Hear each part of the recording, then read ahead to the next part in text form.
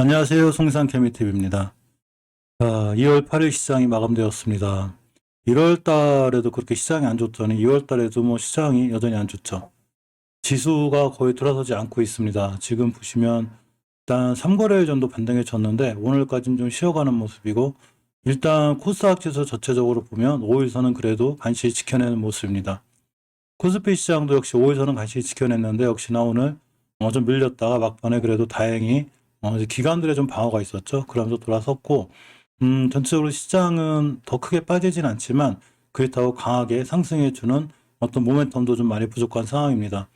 특히 KLX 헬스케어 지수가 2년 전 가격으로 거의 제자리 갔을 뿐만 아니라 때에 따라서는 2년 전 가격으로까지 회귀한, 2년 전보다 더 떨어진 종목들도 꽤 많습니다. 자, 1월에만 18% 정도 빠졌습니다. KLX 헬스케어도 많이 빠졌고, 이 오미크론에 관련한 또 변수들이 조금 부담이 되는 이런 상황이죠. 오미크론 변이 전 세계적 확산세가 거세진 코로나19가 또다시 변수로 작용할 수 있습니다. 제약바이오업계 전체가 연초 최악의 한들을 보낸 게 되는 거죠. 지금 오스텐 임플란트 뭐 이런 상황도 있었고, 신라젠 상장 폐지 이런 악재들도 굉장히 있었기 때문에 KRX 헬스케어 지수가 한 달 동안 18.3%, 지수 전체가 18.3% 빠졌기 때문에 거의 종목들은 더 심하게 빠졌다고 보면 되고요. 최근 1년 동안 37.6%, 2년 동안은 거의 반토막이 나지 않았나 이렇게 생각해 봅니다. 물론 이제 HLB 그룹주들을 매일 살펴보고 있는데, 굳이 HLB 그룹주들 뿐만이 아니라 전체적으로 보면 굉장히 많은 주식들이, 특히 바이오 주식들이 빠졌다고 보는 게 맞아요. HLB 같은 경우에 중간에 이제 나노젠 나노코박스 관련해서 좋은 이슈로다가 한번 올라갔다가 지금은 거의 이 모든 올라갔던 물 토해냈을 뿐만 아니라 예전에 악재로 다 떨어졌을 만큼 많이 좀 떨어지는 이런 상황까지 좀 와 있습니다. 그럴 만큼 KRX 헬스케어 지수를 비롯한 많은 어떤 이 제약바이오들이 급락을 했고, 특히 요즘에는 이 진단키트 관련주들의 흐름이 굉장히 변동폭이 크죠. 뭐 수젠텍 같은 종목들은 제가 이제 월봉에서 낮은 위치에 있다고 좀 말씀을 드렸었는데, 현재 주가 위치가 낮다는 얘기죠. 오늘 저점이 10%, 고점이 10%, 하루에 뭐 20%씩 변동폭이 왔다 갔다 하는 그 상황이고, 월봉에서 위치가 낮은 만큼 휴마시스라 이런 종목들처럼 월봉에서 아주 높은 이런 위치가 아니라 그나마 좀 다행이라고 볼 수 있는데, 진단키트 관련해서는 다시 한번 제가 영상 만들어서 한번 올려드릴 수 있도록 하겠습니다. 자, 매일 살펴보는 HLB 그룹주들이 역시로 좀 밀렸습니다. 전형적으로 월봉에서 보시게 되면, 자, 이렇게 추세 전환을 못 해놓고 있죠. 60개선 밑에 있음으로 인해서 아직도 추세 전환이 좀 깔끔하게 이루어지지는 못한 모습입니다.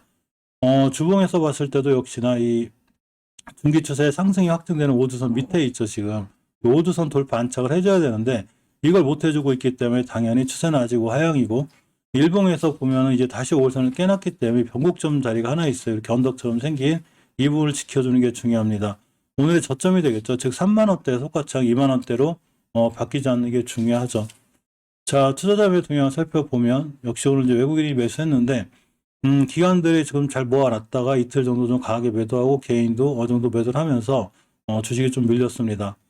공매도 부분이 좀 걱정이 되는데, 사실 HLB가 안 좋다기보다는 말씀드렸듯이 지수 전체가 흔들리고 안 좋고 바이오주 전체들이 안 좋으면서 바이오주에 대한 공매도가 세요.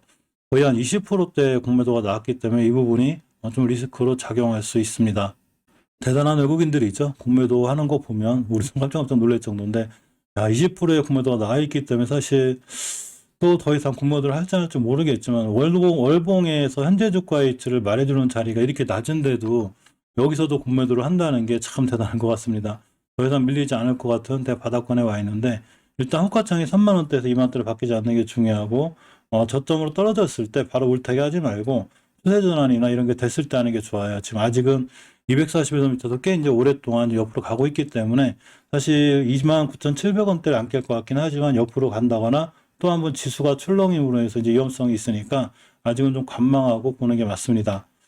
자, HLB 생명과학도 마찬가지로 월봉에서 20개선을 깨는 상태에서 강력한 20개선이 저항선이 되어버렸죠. 이 부분이 좀 리스크가 되고, 주봉에서도 전혀 중기 추세를 돌려놓지 못하고 있습니다.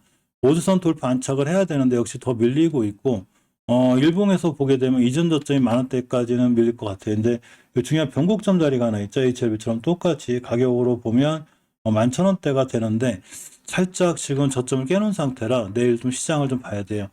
공매도 상황이 항상 걱정이죠. HLB 생명과학 같은 경우도 공매도가 오늘 11%대 거의 두 자릿수 공매도 폭탄이 떨어졌습니다.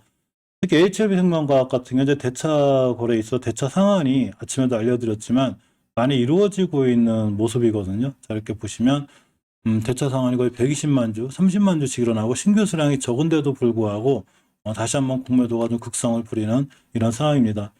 굳이 뭐 HLB나 HLB 생명과학뿐만이 아니라 KRX 헬스케어 지수가 말해주듯이 제약바이오주 중에 공매도가 가능한 종목들은 외국인들의 집중적으로 공격을 받고 있습니다. 자, 나노젠의 3대 주제인 이 넥스사이언스가 많이 밀리고 있죠. 항상 넥스사이언스는 반드시 조심해서 대응해야 돼요. 이렇게 꽤 많이 급하게 올라왔기 때문에 순간 반등할 수는 있어도 20개선까지 밀릴 수 있는 항상 위험성이 있고 그 가격은 전월의 저점인 14,500원대가 되니까 항상 주의하고 손절 라인이라든가 본인의 대응법을 잘 지켜서 하는 게 좋습니다. 이렇게 언덕 하나가 생겼는데 16,000원대 변곡점 요거 깨게 되면 순간 이 밑으로 쭉 밀리니까 이런 자리를 기준으로 꼼꼼하게 대응해야 되고 240일선을 기준으로 첫 번째 깼기 때문에 지금부터 리스크 관리에 상당히 신경을 좀 써야 되는 그런 상황이 됩니다. 넥스사이언스 계속해서 지금 외국인들이 매도하고 있죠. 그렇기 때문에 추가로 좀 하락의 위험성이 있고 HLB 생명과학도 며칠 전부터 기관과 외국인의 강한 매도세가 나오고 있어서 좀 조심해야 되는 그런 위치까지 와 있습니다. 아무리 주가가 낮은 가격이라 할지라도 추세나 이런 게 전환되기 전까지는 좀 관망하는 자세가 좋아 보이죠.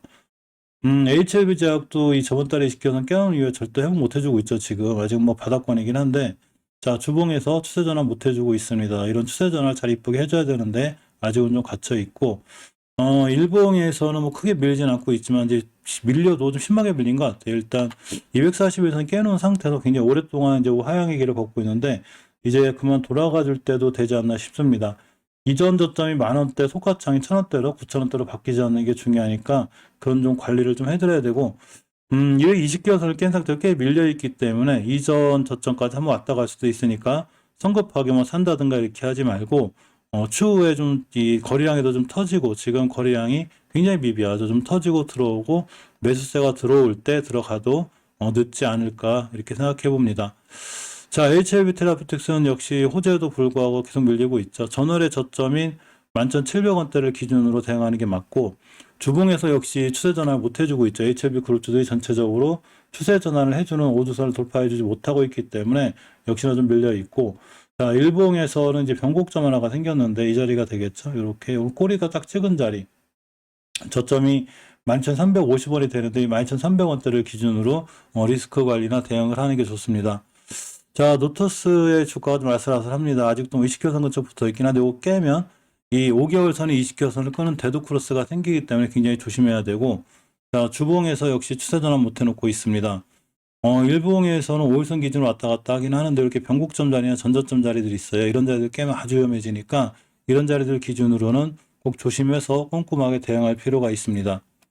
HLB 파워도 좀 밀렸는데 사실은 HLB 파워는 좀 밀려 있어도 이렇게 보시면 변화가 좀 생겼죠. 조용한 종목이 대량 거래가 빵 들어왔습니다. 그러면서 조정 거치고 있는데 짧게 보면 21선 기준으로 대응하는 게 맞아요. 오늘 저점 매수 타이밍이죠. 21선 깨면 손절, 깨지 않으면 들어가는 게 맞습니다. 그만큼 21선 기준으로 대응하는 게 맞고 앞에 들어온 대량 거래로 인해서 추가 상승의 여유도 좀 있습니다. 이 월봉의 바닥 가격 20개월선을 잘 지켜주는 게 그나마 좀 다행이고 주봉에서 보시면 20선 지켜주고 있죠. 이제 오늘 화요일이기 때문에 20선 깨지 않아야 돼요. 깨지 않아야 추가로 상승할 수 있습니다. 이 얘기는 HLB 파워 같은 경우 내일이 무척 중요하다고 볼 수 있는 날이 됩니다.